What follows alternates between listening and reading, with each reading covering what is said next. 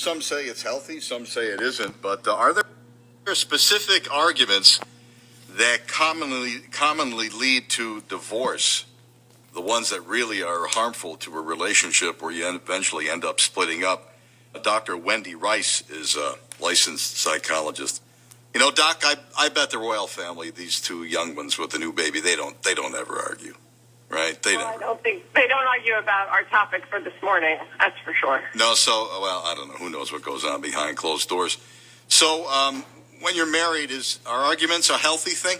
For most people, I think arguments are a healthy thing, depending on if you fight fair. But this new study talks about that arguments about financial issues seem to last longer. People use harsher language and are harder to get over. Who fights fairer, men or women in a relationship? I couldn't really speak to that. This study did not talk about who fights fair. Come on, you're in the business. You're in the business, though, so you deal with couples. You can tell me, based on your experience, who do you think fights fair in an argument, a man or a woman? Well, my guess is the person who can stay more rational and keep their emotions out of it more, but I can implicate myself in this one. So, and that's why you're a licensed psychologist, because you're very diplomatic in that answer. What are some arguments that, don't mean much, things will iron themselves out, and maybe a couple of days of, dead silence, whatever, but then you kiss and make up. Are there some topics for arguments that really aren't that harmful?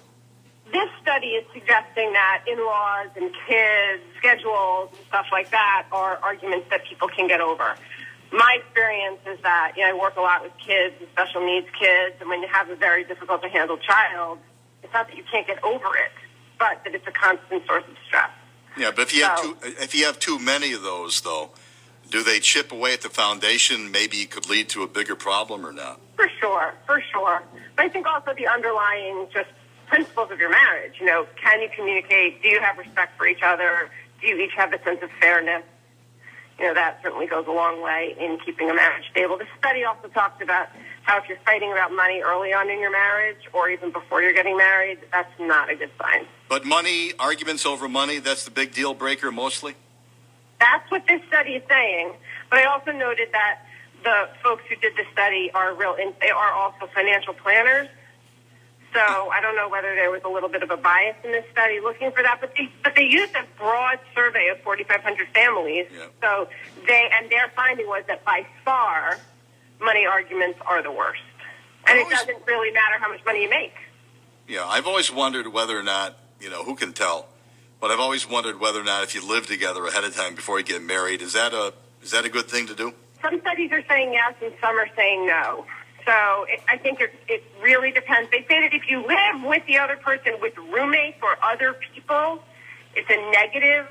But if you just live together with the other person alone, it's not such a negative. And in some situations, living together ahead of time could lead to divorce too, right? It could certainly lead to divorce, or it could lead to no marriage at all. Yeah, Dr. Wendy Rice is a psychologist on some of the arguments that could commonly lead to divorce, and the biggest one is about money. It's 570 WSYR traffic and weather, and a report from Buffalo Bills training camp in 2 minutes. It's 8:18. Dependable traffic info to get you where you need to go. You make my commute home every day awesome. Traffic 4 times an hour. Afternoons on News Radio 570 WSYR.